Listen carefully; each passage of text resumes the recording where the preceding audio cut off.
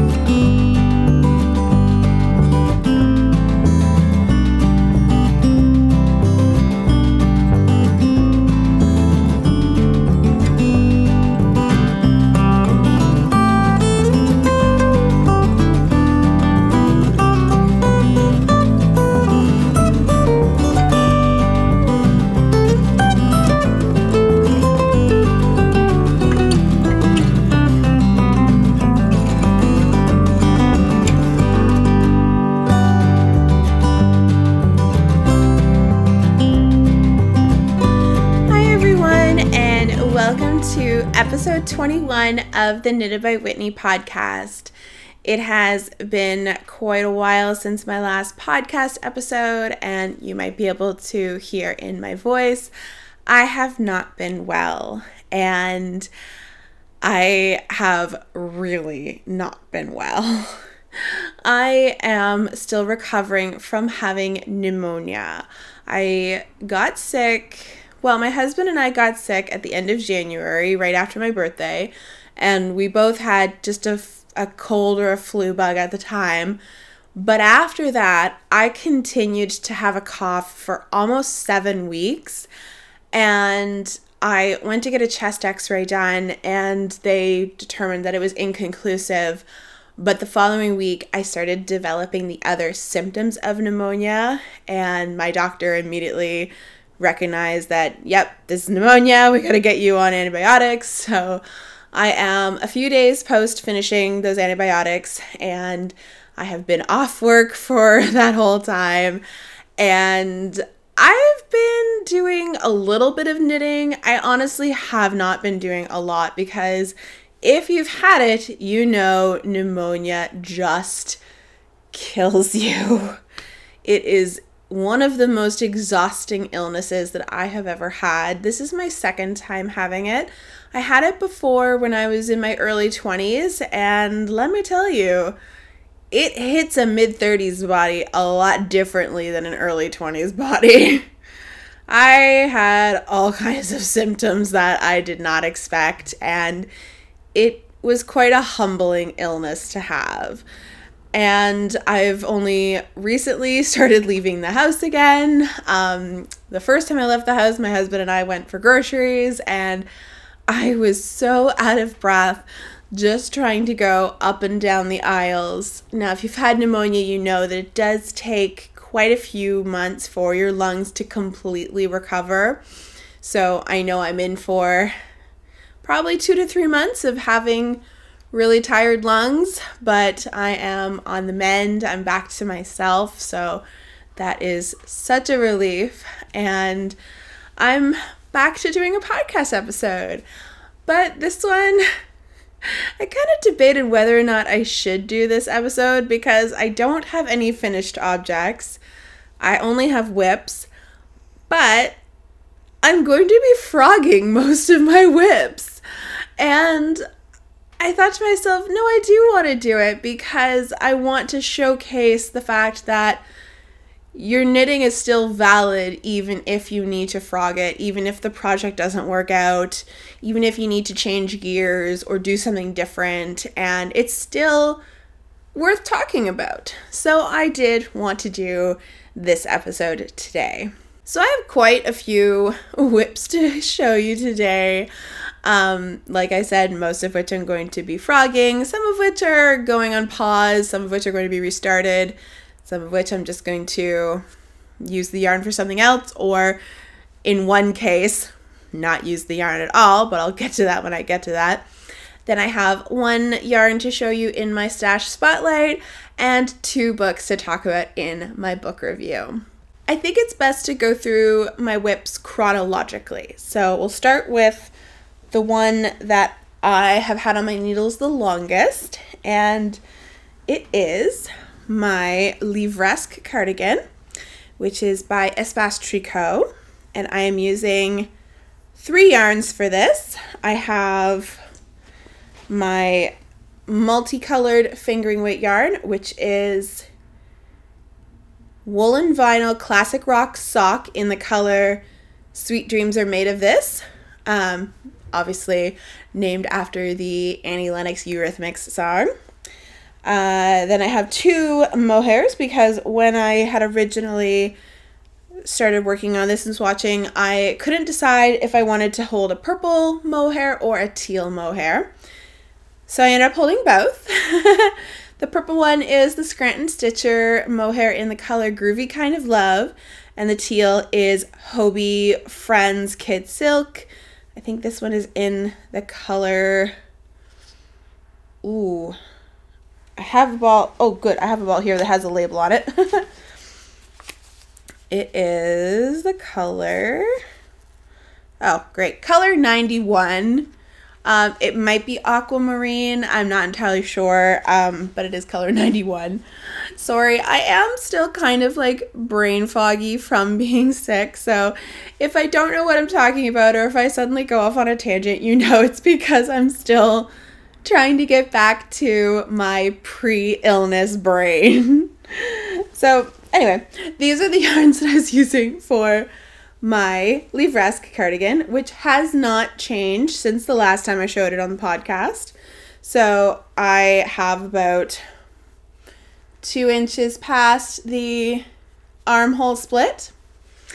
And this is the first of my whips to be frogged. Now I know it's absolutely gorgeous and I'm already about halfway through the project, but there's 2 reasons why I want to frog this whip. The first is I'm honestly not sure if I have enough yarn. So, like I said, this is, hang on, let me put this on. There, now you can see it a bit better. It is still bunched up on the bottom because it's only on a small cord. But this is my Lesque cardigan, and the reason I've decided to frog this is, first of all, I don't think I have enough yarn.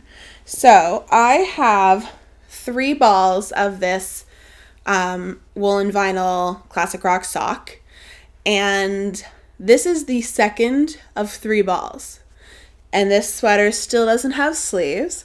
It still needs most of the body, and I just worry that I'm not going to have enough. And I don't really want to keep going with this project knowing that I need to play yarn chicken or knowing that I might run out of yarn, because I can't get this yarn again. I bought it from one of my local yarn stores, and I don't know if woolen vinyl yarn is easily available.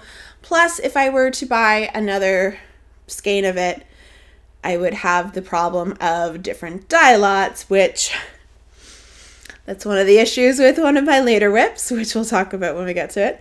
To be fair, though, a different dye lot of this variegated would be camouflaged by the different mohairs, but I don't really want to buy more of it. I think I'm happy with the amount that I have. And the more I looked at this yarn, because this whip kind of went on hibernation while I was working on some stuff in January and February, I kept looking at it and I kept thinking, as beautiful as these 2 colors are, I think it's really, really cool. I think I really love this yarn by itself. And I initially bought this yarn to use by itself as my like cheer up project, because I bought this yarn on a day that I was just having a really bad day. I was really anxious or stressed, and I don't for the life of me remember why. It was pandemic time, so it was probably something pandemic related. But I always thought that I would knit this into a t-shirt and have that t-shirt to put on anytime I wanted to be cheered up. So I'm going to frog this project, and I'm going to just use this yarn by itself and probably make the confetti crop by Knititude. That's the one that I had in mind when I bought this pattern. So I probably will do that pattern, or I might look at some other t-shirt designs. We are getting into spring weather. We are having a beautiful sunny day today. Lots of blue sky, lots of sunshine. It is still chilly, but you know, temperatures are starting to creep up, and it's making me want to cast on all kinds of knit t-shirts. So this will be one of them. And yeah, I think I'm ready to just use this yarn by itself. It does look really fun and festive and colorful and crazy in all of these colors, but I just don't love it. I really liked it when I started, but I don't like it as much as that single skein by itself. So this is going to be frogged, and that's okay.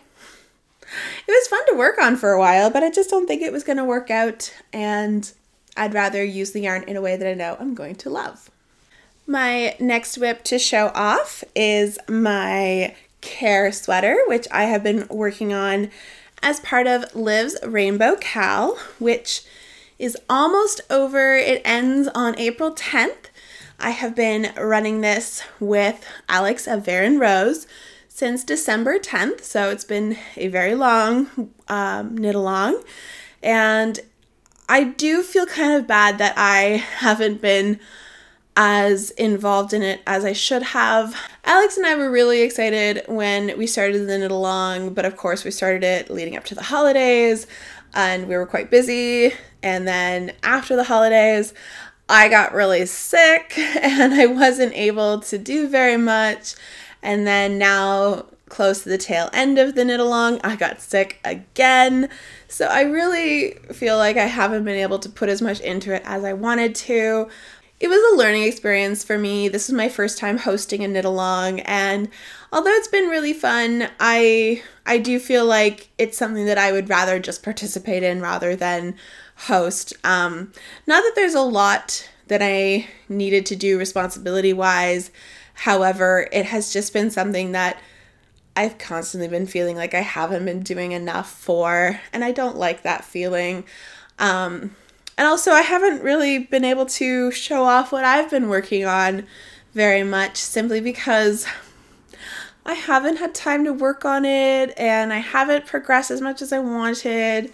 So even though Liv's Rainbow Cal was all about using bright colors and using lots of colors if you wanted to, I had intended to use my woolshed yarn that I had purchased before Liv passed away. I never actually got to add that to my project by the deadline. Of course, the deadline is still a few days away, but this project has kind of been sitting in hiatus because it's a very warm sweater and we're moving into warmer weather, and I just thought, I think I want to put this on pause and pick it back up again in the fall. I'm exactly at the point where I get to start the color work, but I really just haven't had a clear enough mind to sit down with the colorwork chart and get going and start adding the cobalt blue.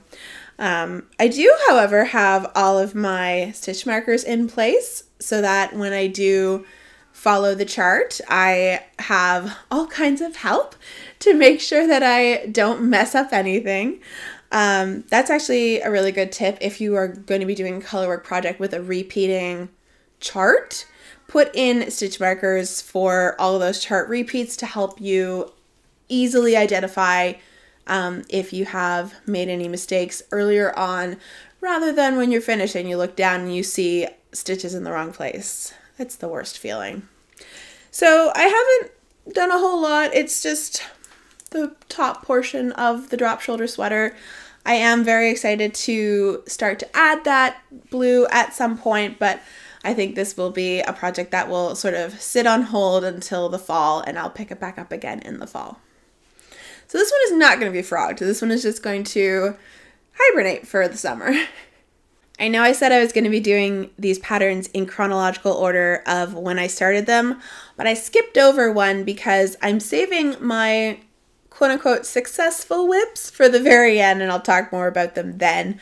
So I have skipped one of my whips that is still working and is still on the needles because we're still into the whips that failed category, and that's okay. Now, in my last podcast episode, I talked about some upcoming projects that I was going to start working on leading up to a friend's wedding that is happening in July. And one of those things was that I was going to knit a top to wear to the wedding. And I had decided on the Ballerina Wrap top by Two of Wands. And I had picked out this like pewter green gray color that I had in my stash. However, I needed to purchase a few extra balls because I couldn't make the top with just the 5 that I had. And I did, in fact, start that project.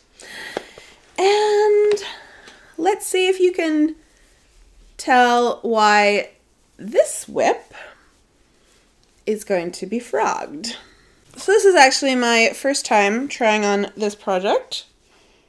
It's a little snug because it's on a small cord, but it looks like it was going to fit quite nicely, so that's good. But this project is going to be frogged because of a dye lot issue. I picked it up on Saturday. We went down to my in-laws for the day, and I had just changed to a new ball of yarn. And I worked on it the whole time we were at my in-laws. And later that night when I got home and I just started picking it up again in the evening while we were watching TV, I noticed this. And let's see if you can spot it as well. I'll see if I can bring it closer.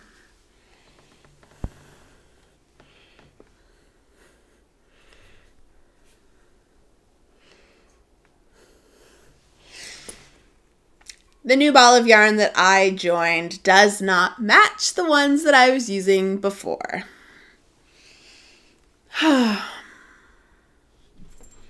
This is such a rookie mistake, and I should have known, since I had to order more yarn for this, that it wouldn't match. Even when you're working with commercially dyed yarns, dye lots can still look different, and that was my own rookie mistake. I can't believe I did that. And, you know, at first I was kind of gutted because I was making this to wear to a friend's wedding, and I was really excited to be making part of my outfit to wear and be able to show off something that I handmade, but it was not to be. I'm just glad that I found out now. I had 5 skeins of one dye lot and 3 of another, and I happened to pick up one of the new ones when I joined this most recent ball of yarn. So at least I found out now versus, you know, knitting the entire top minus like the last few inches and then realizing, oh my goodness, the yarns don't match. So I'm glad that, you know, I found out now and I can stop working on it now. This one is going to be frogged, and I don't think I'm going to keep the yarn because I don't think there's anything that I can make with 5 skeins. The yarn is Lion Brand Pima Cotton, and it is 186 yards per ball, so that's less than 1,000 yards in total of my 5 skeins that are of one dye lot, and I really can't make a top with only that amount of yarn in my size. So it is unfortunate that I need to, first of all, give up on this project, and second of all, give up on the yarn and just cut losses, but it's okay. Like I was upset at first, and then I just thought more about it, and I thought, you know what, it's okay. I'm ready to just work on something else. So my next whip that I'm going to share with you is one that I started because I had an idea pop into my head that I just had to start working on. And that was the Spring Breeze sweater by 2 of Wands. Yes, another 2 of Wands pattern. Am I holding it the right way? Oh, I think I have it backwards. Let me just put it on. This is what I have so far of the Spring Breeze sweater. And this one is going to be frogged for a couple reasons. One is it is a bottom-up pattern that is done in panels and then seamed together, which, yeah, that's typically my least favorite construction. But I liked the idea of the sweater, and since it's in garter stitch, you do want to do it flat so that you're knitting every row, not knitting and then purling.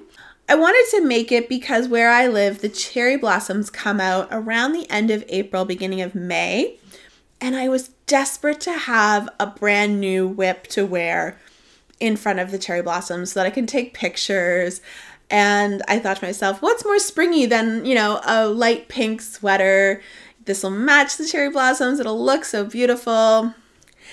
And, you know, I still love this yarn. I am still going to use this yarn for a different project, which I'll get to in a second. But this is not it. This project, I don't love the garter stitch over a large needle. I thought I was going to like it. I did a swatch of it and I shared it in my Instagram stories, and I really like the look of it in my stories on a little swatch. But when I tried on the two body pieces as they are right now, I just looked at it in the mirror and I thought, nah, it's not for me. I don't like the look of this. I also don't think I did my measurements correctly, because when you knit garter stitch on large needles and you have a very open gauge, your garter stitch stretches out.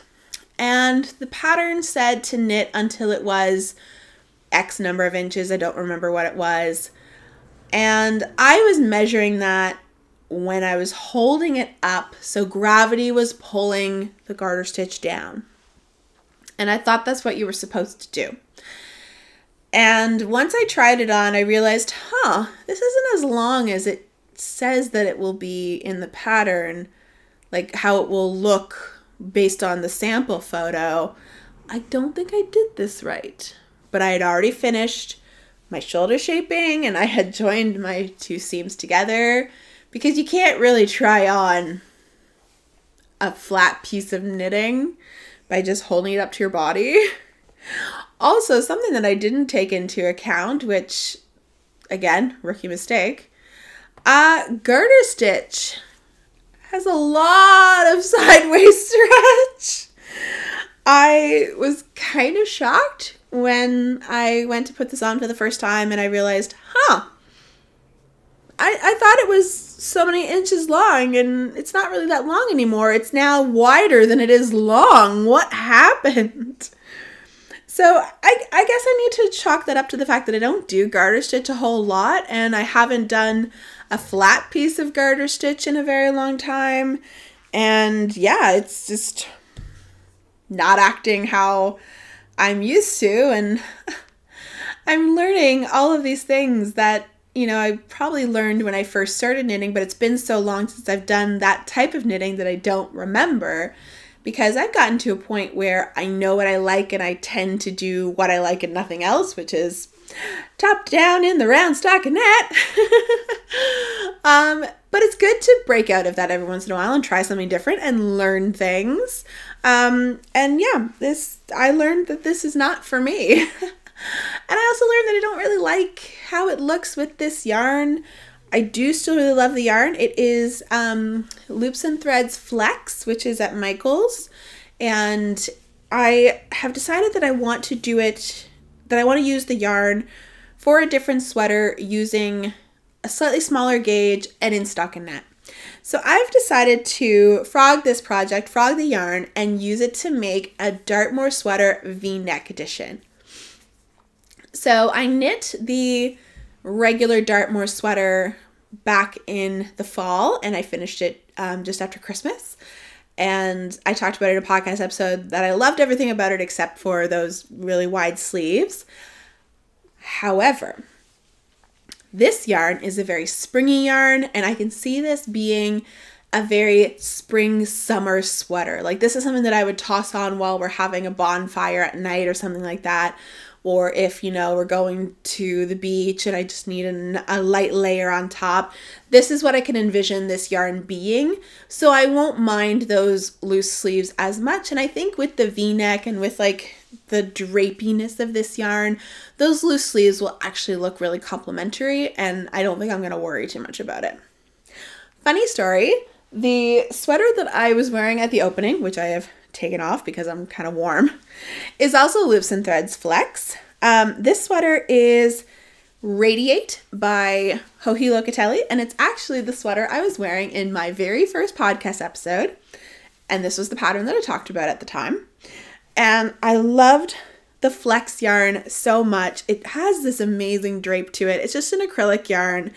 It looks very Eastery because of the flex, and this one especially, it's a blue background with pink, yellow, and white flecks. It reminded me a lot of Easter eggs, and it paired really nicely with this purple yarn. And I just love the flex yarn so much that whenever I go to Michael's, I always see if there's other colors. And one time they had this baby pink, and gosh, I love it. I was a really pink forward little girl. Like, I wore a lot of pink as a little girl. I don't actually wear a lot of pink as an adult, but this is my next project that it's going to be frogged, but I'm going to save the yarn and I'm going to turn it into something else that I will wear much more. So one of the things that I like to do when I am unsure of what to work on, or if I just want something different to work on, is something that my husband likes to call stash meditation. It's when I go up to our loft, which is where I have my yarn stored, and I honestly just look through my yarns and I spend time with them trying to feel a creative burst, see what in my stash is calling to me, see if there's something that I've been thinking of that once I see it in physical form, like the yarn, it suddenly says to me, yes, I'm ready to cast that on. Let's do that. And I did that a couple of weeks ago before I got sick. Actually, right before I got sick, because I was working on this as I started to not feel well. And I was looking at my minis specifically. And I have quite a few because I've had a couple of advent calendars over the years. My oldest advent calendar is from 2018, and I've only just realized what I want to make with it. But, you know, I won't talk about that until I actually get around to making it. But I had a bunch of neon pastel yarns, and the more I looked at them in the box together, the more I realized, these kind of make a bit of a rainbow. And that sort of sparked an idea in my head. I looked at some patterns online and I found the Adventurous Wrap by Amba O'Brien. And I have no problem paying for patterns. I'll pay for patterns. I think that paid patterns are usually better quality than free patterns because they've been, in some cases, tech edited, tested. They usually go through a bit more of a rigmarole than a free pattern. And that's a generalization, but that's most of what I encounter with paid versus free patterns. And I would have bought that pattern. However, I saw one of the project photos for somebody working on it showed how you join the shawl together. And essentially it's two triangle shawls where one of them is flipped upside down, and that seam right there is joined using a 3-needle bind off. And I thought, okay, there's plenty of free triangle shawls out there. I just need to find one that works for my size yarn. And I know that when I go to bind it off, I just need to do a 3-needle bind off across that side of each of the triangles to join together to make this longer wrap. Because I'm not much of a shawl wearer, I do prefer a scarf. I love the look of the bigger ones, and I have knitted a bigger one. My largest endeavor of a shawl project is, oh gosh, what's the name of it? I don't remember the name, but I'll put it here on the screen. And it was a shawl, Shockwaves, the Shockwaves shawl. That's the name of it, I think. It's by Beta Jezik or Beata Jezik. I'm not entirely sure how to pronounce that. I do apologize. Of Hedgehog Fibers. And I knitted that leading up to my trip, my first solo trip that I ever took in 2018. I went to Iceland, and I knew I wanted to have a really nice big shawl to keep me cozy because I knew Iceland is not typically that warm. It can be really wet and windy. And I knitted this shawl for myself, and I used all kinds of different shades of blue. And I had my picture taken at the Diamond Beach near Jökulsárlón, which is the glacier lagoon, which was the place that I was most excited to see on my trip. And I loved that shawl. It looked really, really impressive. But man, oh man, was it an endeavor. It was a lot of work, and it took me months. I think it took me like 4 months to knit this shawl because I started it on January 1st, and I was going to be going to Iceland in June for Midnight Sun, and I think I finished it like sometime in April or May. Like, it took a long time. So I typically don't knit shawls because they're a very time-consuming knit for me, because most of them are using fingering weight yarn. And when I saw this adventurous wrap by Alba O'Brien and realized it's 2 triangle shawls, I thought, well, that might not be too challenging. Like, that might not take that much time, because essentially you're just doing a pattern twice and then joining it together. And the reason I liked this wrap idea is because I could create a rainbow with my yarns and join them in the middle. So I'm going to be doing these 2 triangle wraps, and one of them is going to start with hot pink, going into orange, going into yellow, going into like a greenish yellow. The other one is a blue, going into a green, going into a greenish yellow. And I was looking at my minis and I saw this rainbow in front of my face, and I thought, I really like the look of that. And I think I want that as a wrap, because as much as I love bright colors and everything, I just couldn't see myself turning that into a garment and wearing that garment. I just couldn't see it. But I could really see it as an accessory. So I thought, let's just go with that. Let's go with that feeling. Let's dive in.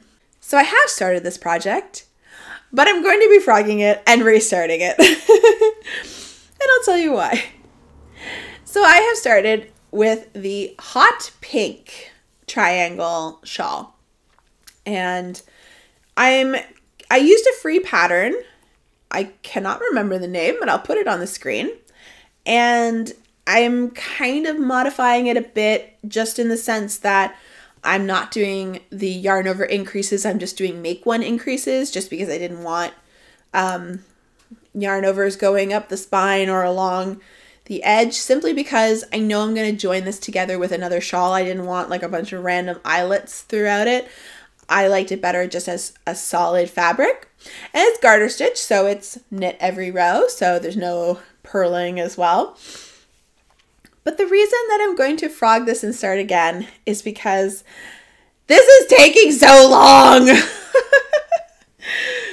is really thin yarn, and the more I look at it, the more I think it's more of a light fingering than a fingering, and I'm just not enjoying how long it's taking. I'm being really impatient. And I'm still like not, I don't even think I'm halfway through this 100 yard little mini. So I thought to myself, I'm going to rip this out and I'm going to hold the mini double. So what I'm going to do is I'm going to undo what I've done so far, weigh the ball, divide it in 2, and wind up 2 mini balls. And then I can knit with the 2 held together, and it'll go much faster. I haven't decided yet if I'll change needle sizes, because this is a 3.75. I might up it to a 4 mil simply because I'm going to hold the yarn double. I don't need this to be humongous because I'm going to be joining it with another triangle shawl and making that really cozy long wrap that's kind of like a trapezoid shape. So it doesn't need to be humongous. I'm not trying to make one triangle wrap fit around me. But for each wrap, I'm using 1, 2, 3, 4, 5, 6, 7, 8, 9. 8 to 9 mini skeins. And those are 100 yards each. So that's 800 to 900 yards. That's quite a large triangle shawl to then join with another one and have 16 to 1800 yards in one wrap that's going all around me. So I think it's going to be a much better idea to hold the yarn double, and that way I will get a smaller triangle so that when I join it with the other triangle, it will be a better size wrap for my taste. It's not going to be a really, really big one. I know giant shawls are really common and a lot of people really like them, but I don't think it's for me. So that's why I'm okay with making this one a little smaller. But I can show you. These are my colors for the first triangle. So it's starting with this hot pink, going to more of like a lighter pink, and then moving into some oranges and yellows, and then finally to the yellow green. So I'm really excited about this. I casted it on just because I wanted a fun little project to work on, either in like work meetings or Doyle drives us to and from work, so driving to and from work. And I just wanted something like fun to work on because all of the garment projects that I was working on at the time were quite large. So this one is going to be frogged, but then I'm going to restart it and I'll still have this fun little side project. So those are all the projects that I'm going to frog and either restart or reuse the yarn for something else, or in one case, it's just saying goodbye, and that's okay. Now we're on to my last 2 whips. So what are we at now? Like 6 whips? Oh my goodness. But these are the whips that I'm actively working on right now that are quote unquote successful. The first of which is Doyle's Gigi Cardi, which is looking really good. I have finished the body and I have even added the buttons. And I'm realizing now that half of them are undone. I took this to my parents yesterday when we went for Easter dinner, and I was showing it off to my mom, and I must have gotten all of the buttons undone. There we go. That looks a little nicer. The Gigi Cardi. So I am really happy with this, and the buttons are perfect. I just ordered them off of Etsy. I think I got them from a retailer in Alberta, so Canadian. And this is Hobie upcycled alpaca yarn. So this one is actually a sponsored knit. I was gifted the yarn by Hobie to use for their upcycled alpaca blend campaign over on Instagram in January and leading into February. And I chose to knit the Gigi Cardi for Doyle because he's been wanting a cardigan, and the campaign was running over Valentine's Day. So I thought, oh, it'd be nice to, do the campaign knit a project for my husband instead of for myself. And so far it looks really, really good. I am the tiniest bit worried that it's too long, because when he tried it on, once I finished the body and the buttons and everything, it hangs maybe like an inch or two too long. However, I don't think it's going to be too big of an issue because I haven't added the sleeves yet. Once I add the sleeves, those will sort of change how it sits on his body, and that will tell me like if I need to take off a little bit of length or not. And generally speaking, Doyle's not too worried if something is too long. In fact, he usually feels more comfortable in shirts and sweaters that are longer versus ones that are too short. He gets very, very uncomfortable if his tops are too short. And he seems really comfortable in it. And it is meant to be like a really comfortable knit. Let's see if I can put it on here to show you. It smells so sheepy. I love it. It is so nice. I'm actually incredibly impressed with this yarn from Hobie. It has incredible drape because of the alpaca. It has so much softness because of that. The wool gives it a bit of structure. Now, of course, I have knitted it on larger needles. I think I used a US 9, which I think is a 5.5 mil. I'll put that on the screen if I got it incorrect. So it is a bit of a looser gauge, it's not like super opaque. It's not see-through or thin by any matter, but it does have like a lot of openness to it compared to if I had used a smaller needle. And I think it's gonna be fine. Like, he wanted something that was just cozy. He does have store-bought cardigans like this that he wears a lot, but of course, he wanted a knitted one. And I think he's really going to enjoy wearing it. It's definitely a nice color for him, and it's a great neutral. He'll wear it a lot. And it's just cozy. It's so cozy. So yeah, I just need to do the 2 sleeves, and I don't think that'll take me very long. My initial plan was to, like, once I had finished the current ball after the split for sleeves, to then go back, do the sleeves first, and then come back and do the body, which is the typical way that I do a top-down sweater. I just find that it helps it go faster for me. I just got into such a groove doing the body of this that I just thought, let's just keep going on the body and get the rest of it all cracked out. So I actually finished the body before doing the sleeves, and once I get the sleeves knitted up, it's all going to be done. Like, I've even sewn my buttons on. All of my ends are woven in. So this is the Gigi Cardigan by Knititude. And now we come to my last whip, which I just started working on yesterday. So it was Saturday night that I realized that my Ballerina Wrap top was not working out because of the different dye lots. And I said to my husband, like, I just don't know what I want to do. I went up to my yarn stash and I tried to do my stash meditation, but like literally nothing was jumping out at me. So I used a different method to help me figure out what I should work on next. I used my tarot cards.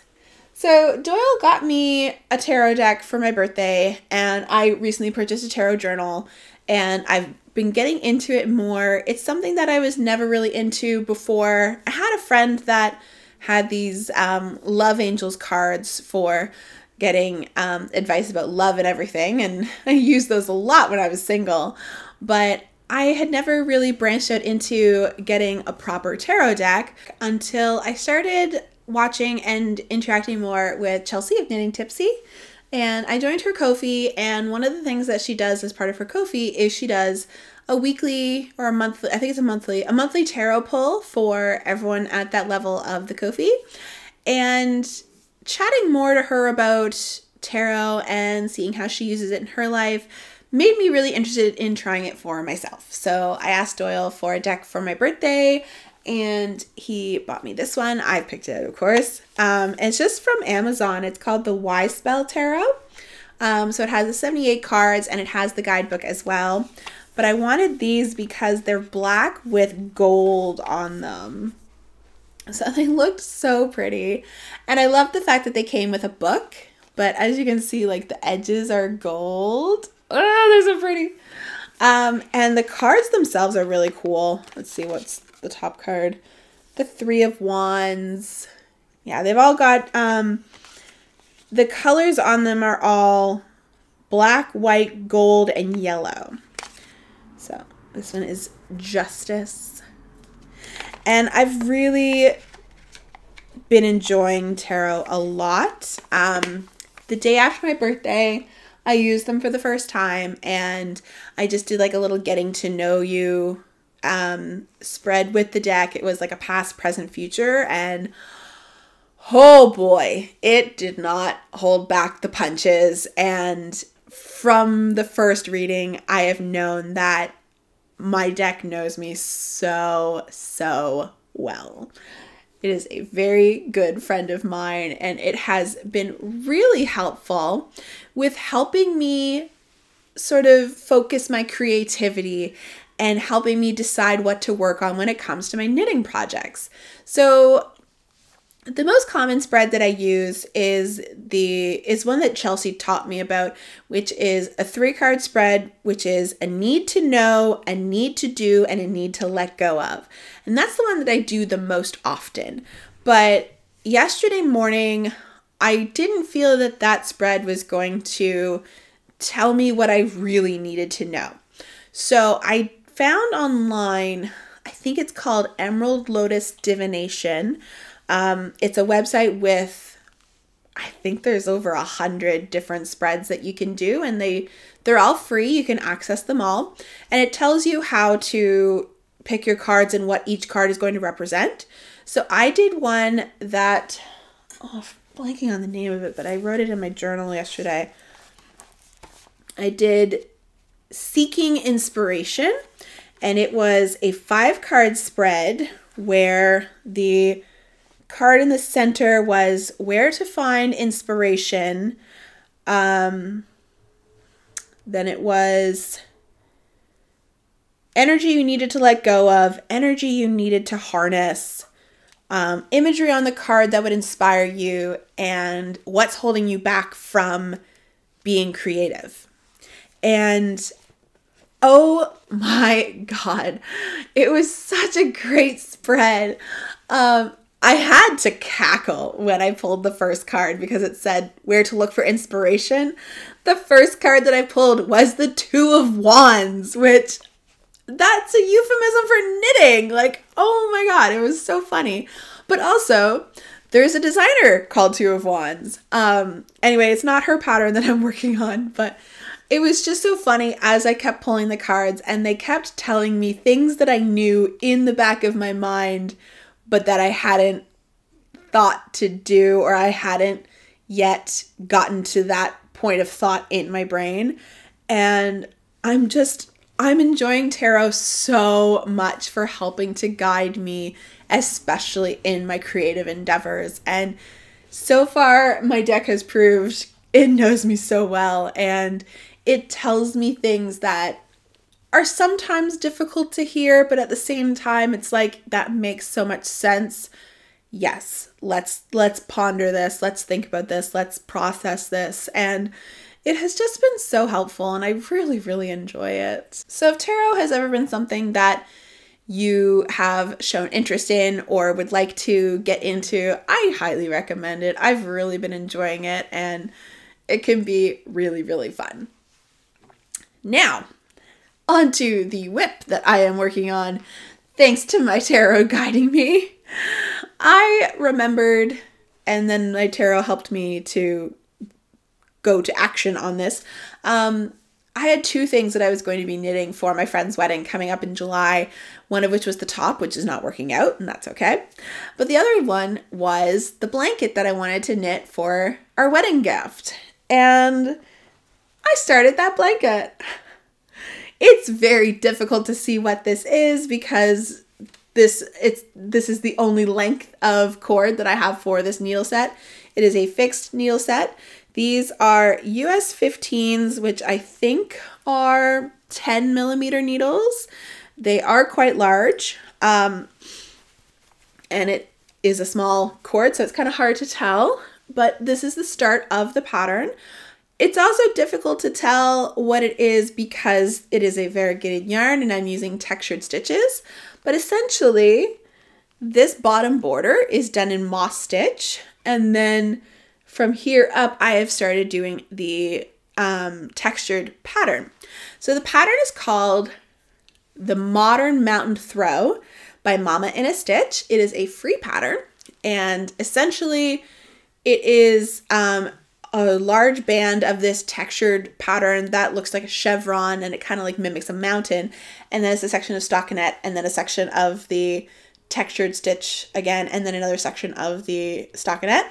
And it is supposed to be bordered by garter stitch, but I think after doing the pink sweater, I was just kind of like not feeling garter stitch. And there was a pattern sample where someone had done moss stitch instead. And I just felt that that looked a lot nicer than the garter stitch. And it just looks a little fancier. Like, I have nothing against garter stitch. Garter stitch is really good. But I think for a pattern that I was doing as a wedding gift, I wanted it to have a little more zhuzh to it. So I decided to go with the moss stitch instead. And then there's also a border of what would be garter in the pattern, but I've chosen to do moss stitch along the edge. Now I have already done 2 balls, and this is all I have left of my second ball. So I'm almost ready to join in a new yarn. So this is a very quick pattern, but of course, you know, if you're not used to using large needles, they can be kind of hard on your hands, and you know, the more blanket is on this cord, the heavier it's going to be, and it's going to be harder to hold in my hands. So I'm having fun with it now. Don't know how much fun it will be once the blanket is bigger, but I'm enjoying working on it at home, and I'm going to have my my double triangle shawl as my like out of the house knitting, because that's much more portable. This is already bordering on not so portable, but it's very fun to do. I am doing the larger size. There's 2 sizes. There's a lapgan and then an afghan. So I'm doing the afghan size, which is 100 stitches. And until I've knit maybe 1 or 2 more balls, I won't really be able to spread this out so that I can actually measure how wide it's going to be.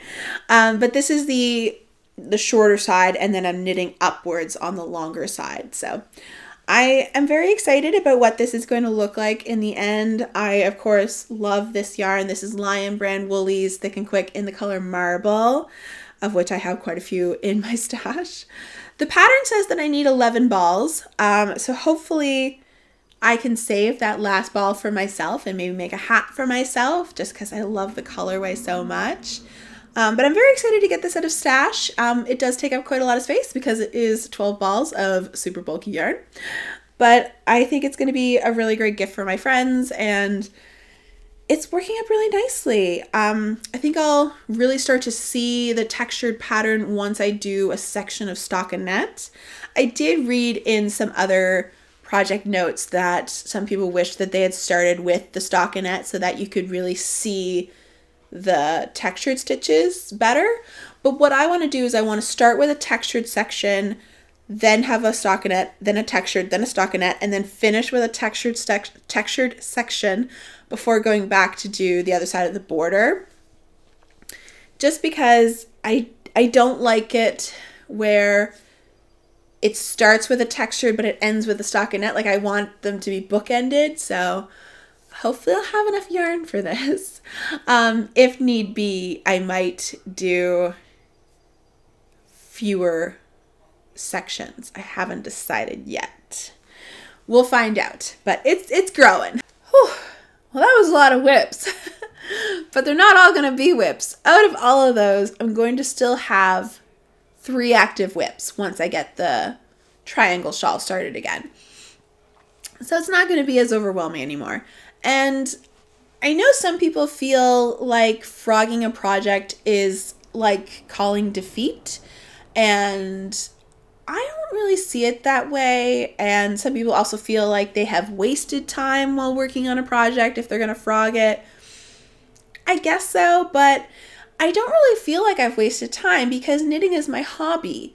So the whole time that I've worked on those projects, even the ones that I'm going to frog, those are times spent entertaining myself with my favorite hobby. So I don't really see it as a big loss. And other than the Ballerina Wrap top, I'm going to use the yarn for something else anyway. So I'm not even worried about losing out on yarn. So people have different opinions about frogging things. And I've always been of the mindset that if I have to frog, I have to frog. It's not a big deal. It's not the worst thing in the world to happen.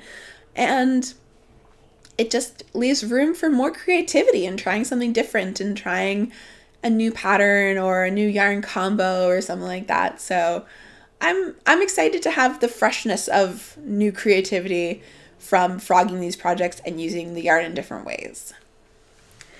Speaking of yarn, I have a really beautiful yarn to show you for my stash spotlight this episode. I am showcasing some local Nova Scotia yarn.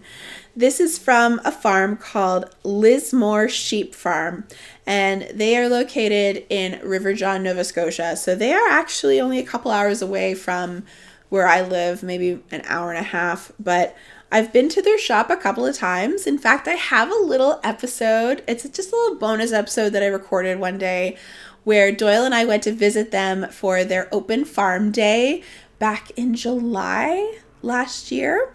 And we had such a fun time seeing a sheep be sheared and getting to pet the baby lambs that were born that year. All the lambs have been born this year, I think.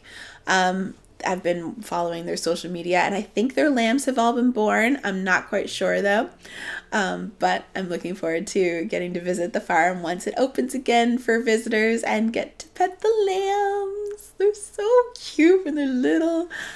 Actually, in my my opening title sequence of my videos, all of the footage of me with the lambs and with like the little lamb that's eating the straw, that's at Lismore Sheep Farm. And it was such a lovely day and such a fun time to visit them. And when we were there that last time, when I recorded that episode, I purchased some of their yarn. So this is their pure wool. This is 2-ply yarn that is about 215 yards and 113 grams. And this one is 18 stitches per 4 inches on 4.5 millimeter needles. So in my mind, that is around a worsted, possibly heavy DK. But I picked it up in 2 different colors. I got green heather and natural light gray. So this one is dyed. This one is a natural sheep color. And I just have to hold them up so that you can see all of the variation of color, particularly with the green, because it is stunning.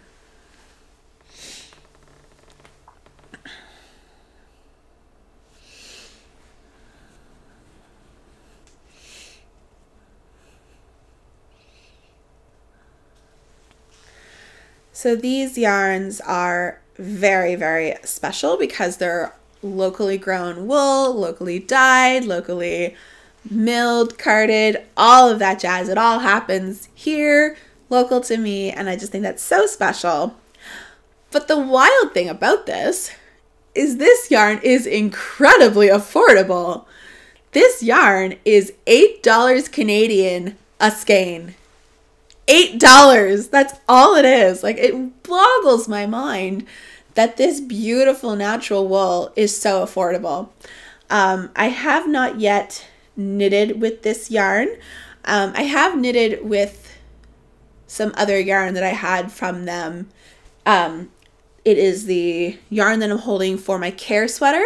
That white yarn, that is also from Lismore Sheep Farm, but that's a different base of theirs. That one is their single ply fingering weight yarn. So I haven't used this yarn yet, but I know exactly what I'm going to make with it because I bought it with this pattern in mind. And the pattern is releasing this Friday, I think, either this week or maybe next week, but it's coming out very, very soon.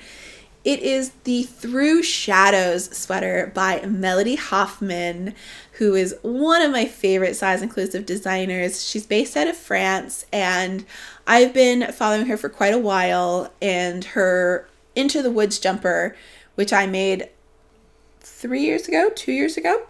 It's one of my favorite sweaters, hands down. It's the first colorwork sweater that I ever knitted for myself, and I really, really love it. So I'm always keeping an eye out for more of her designs that are coming out. And the Through Shadows comes out in the next week or two. And it is inspired by Lord of the Rings. So what I'm going to be doing is I bought, I think, 5 skeins of the green and I have 1 of the gray. But I could always get more of the green if I needed to. And it's such a marled color that I'm not concerned with dye lots. But I plan to use the green as the main color and the gray for the colorwork motif across the chest of the sweater. And it's just going to be so beautiful. And I really love using this type of yarn for Melody's patterns because Melody is a big fan of natural wool, non-superwash wool, locally made wool, all that kind of stuff. She's very into that because she's very eco-conscious. And I really love the idea that I'm going to be using local to me, pure non-superwash wool to make her design. And I really think that these are going to work so well together. This is such a hobbity green that I think it's going to look gorgeous with the Lord of the Rings pattern. And I can't wait to work on that sweater once the pattern is out. I don't know yet if I will cast this on over the summer or if maybe I'll wait, kind of like with my care sweater, until it's cooler out and I'm not going to be boiling working on a very heavy wool project. But that is my stash spotlight yarn today. And last but not least, I have 2 book reviews to give you today, one of which I have finished the book, the other I'm in the middle of, but I feel like it's worth talking about. The first one is The Silence of the Girls by Pat Barker. I picked this book up, I think, the weekend before I got really, really sick, because I remember sitting outside and reading it while my husband went to visit his parents, and I didn't feel that I should be around them because I felt that I was getting kind of sick.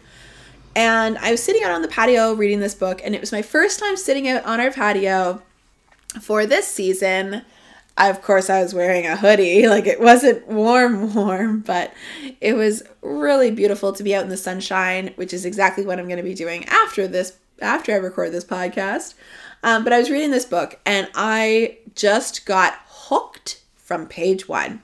I was really, really into this book. Now, a little bit of a content warning. It is about what happens to the Trojan women during the Greek and Trojan War.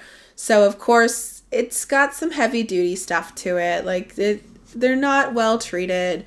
Nothing is really explicit, but it's still a heavy read. I, however, was like really, really interested in that because it's told from the point of view of Briseis, who is a Trojan princess. And it's one of those things that, like, of course it's hard to read, but sometimes you just want to read a book to hear someone else's experience. And Pat Barker is a new author to me, but apparently she is a very, very, very well-respected historical fiction author. In fact, she's been nominated for and or has won the Booker Prize. I think it's on one of her other books, the little sticker that says that she's a Booker Prize winner. And I think this one might have been the book that she won the Booker Prize for, but I will double check that and I'll put it on the screen if I'm wrong. But I started reading this book and I was really, really into it. And then it's written in parts. So there's like part 1, part 2, and part 3. Part 1 was definitely the one that I was most invested in. And then we get to part 2, and suddenly we're no longer doing first person point of view from Briseis' point of view. The author has added in third person omniscient narration, which, if you're not familiar with the term, it means that it is from the third person point of view. So it's like he said, they said, she said. There's no I, but also omniscient means that they know everything. So this is a narrator that tells you everything that's happening. There's nothing that is unknown to the narrator, such as would be from a first person point of view, where if Briseis is not in the room, she doesn't know what's happening type thing. So it's kind of jarring because there also was no lead up to this. The whole first part was only told from Briseis' point of view. Suddenly in part 2, we've got a chapter from Briseis' point of view and then a chapter from this omniscient third person. And it's like, why? I'm confused now. Why are you doing this? Like, the purpose of the book is to tell the story of the Trojan War from the point of view of the Trojan women who were held captive. Why are you showing something different? Like, why am I suddenly getting scenes that are just Achilles and Patroclus having these discussions that Briseis is not privy to, or scenes of, like, the war council with Agamemnon and Menelaus and all of them? It's like, but that's not what this book was supposed to be, or at least that's not what I thought it was supposed to be. So I got kind of confused by the different narration and suddenly bringing in these different points of view. I also felt that starting in part 2, it really started to lag. And you've heard me talk about other books on my podcast that I've just found that are too slow for me. They really just lose me. And this was kind of one of them. So it started off so strong, but I really just struggled to get through the end. And unfortunately for me, the night before I woke up with my really serious pneumonia symptoms, I was too tired to knit and I didn't really feel like watching a screen. So I finished this book the night before I got sick. I don't know about you, but when I get sick, especially if I have a fever, I hallucinate a lot. And I have very strong visual dreams. And they usually reflect what I have either been watching or reading. So I had a very rough sleep the night after I finished this book, because throughout my dreams, I thought I was Briseis. And I thought I was experiencing all of the things that she experienced during the Trojan War. And that was rough. Especially when I'm kind of naturally high from a fever. and I'm not quite sure what's reality and what's not reality. And like I said, I'm hallucinating and everything. And I really shouldn't have read a book about the Trojan War as I was getting sick, because that was really tough to experience. It's happened to me before. The one that I remember the most is one time I had a fever and I watched the movie Grey Gardens with Drew Barrymore, which is a fictional retelling of Jackie Onassis's cousins who lived at a house that they called Grey Gardens, and they were her cousins that had mental illness, but they lived alone, just the two of them, the mother and daughter. And I remember watching that movie, and I'm half out of it because I'm just like high with a fever, but I'm awake and I'm watching this. But the whole time I watched that movie, I couldn't tell what was a movie and what was a reality that I was living. Like, I thought I was there with them, and I thought I was them. And it's so funny how our brains work, especially when like we're ill and our brains are not functioning at their normal capacity. So after I finished this and I had the hallucinogenic dreams of being a slave during the Trojan War, I moved on to some lighter reading. Actually, for a few days, I couldn't read, I couldn't knit. All I could do was watch TV. And, I couldn't watch anything that was too challenging because my brain was so foggy and I couldn't concentrate on anything. So I watched cartoons, or I watched like really simple stuff like documentaries, like really, really dull documentaries. But anyway, yeah, it happened to me again like a couple of nights later because Doyle wanted to watch more of season 3 of Only Murders in the Building, which we loved that show. We liked season 1 and season 2 the best. Season 3 weren't really into that much. But we watched a couple of episodes and I was still kind of in this like fever brain hallucinogenic state. And that night I couldn't sleep very well because I told myself I can't sleep. I was asleep at the time. This is a dream I was having. But in the dream I said to myself, I can't sleep until I've interviewed all of the suspects because we need to get to the bottom of who was the murderer. And oh my God, it was so funny. Like, it was a lot easier to handle than this as a hallucinogenic dream, but it was still really funny going around with Selena Gomez and Steve Martin and Martin Short interviewing suspects and trying to find the murderer. But that's how my brain works when I'm sick. Once I was finally able to pick up a book again, I picked up The Late Mrs. Willoughby. This was gifted to me by some friends for my birthday. I had previously read the first book in the series, which is called The Murder of Mr. Wickham, and I did talk about it on this podcast.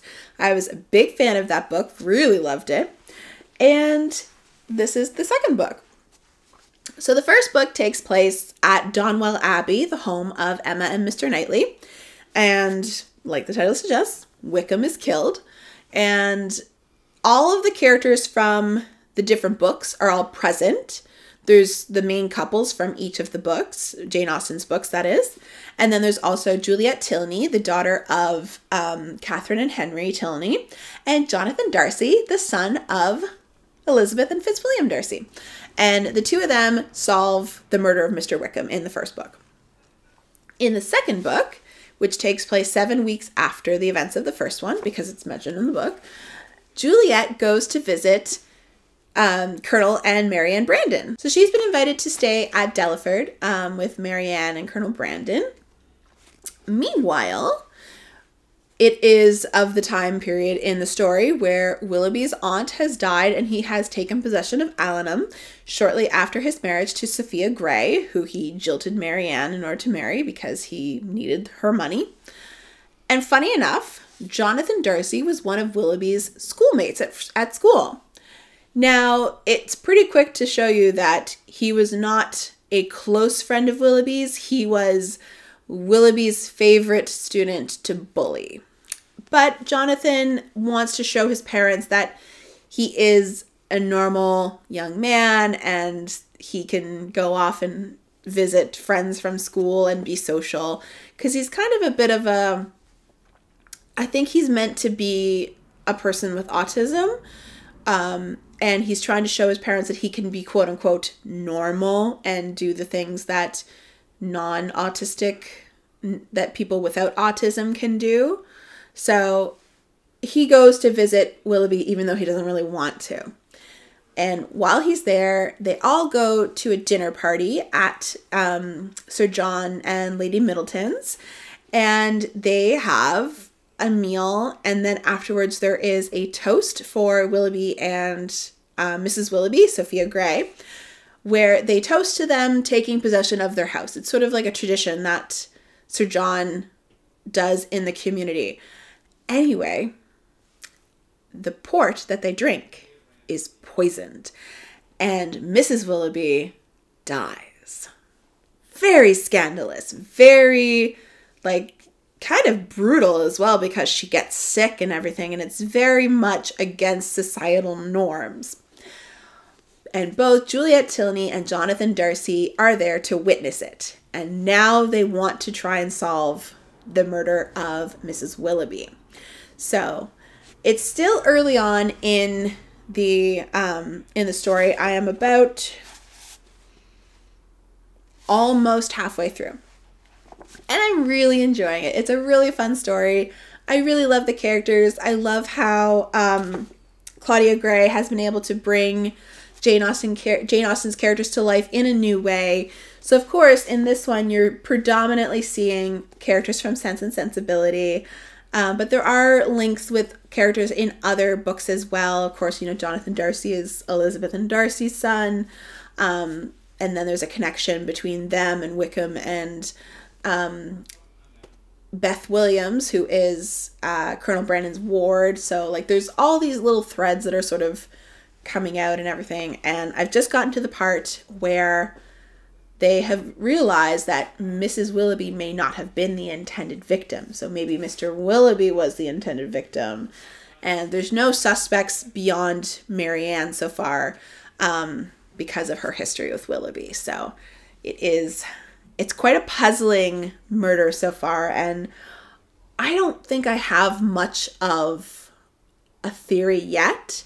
I'm not very good at picking out the murderer anyway, but I really like to try and solve along with the characters, or if I'm watching a show with the characters of the show, like Only Murders in the Building. And, you know, this one I've really been enjoying. It's a really fun read. It's a nice light read to have leading up to bed, or if I'm just like sitting outside, like after I finish filming here, I'm going to go outside and read for a little bit. But yeah, I'm really enjoying it. I think they're so well written. They're really great. And I look forward to hopefully more books in this series.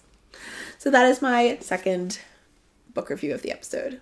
And that wraps up this episode of the Knitted by Whitney podcast. If you're new here, thank you so much for joining me. And if you're a returning viewer, thank you so much for coming back. I really appreciate it. While you're here, it would help my channel if you could like this video, subscribe to my channel, and hit that bell icon to be notified whenever I release new videos. I mainly upload podcast episodes and pattern roundup videos, but there are some other special videos as well. I hope wherever you are that you are well and you are not sick, as I have been a lot lately. And I hope you are getting to enjoy either some fresh spring weather or maybe you're moving into the delightful fall season. Wherever you are, I hope you all take care and happy knitting!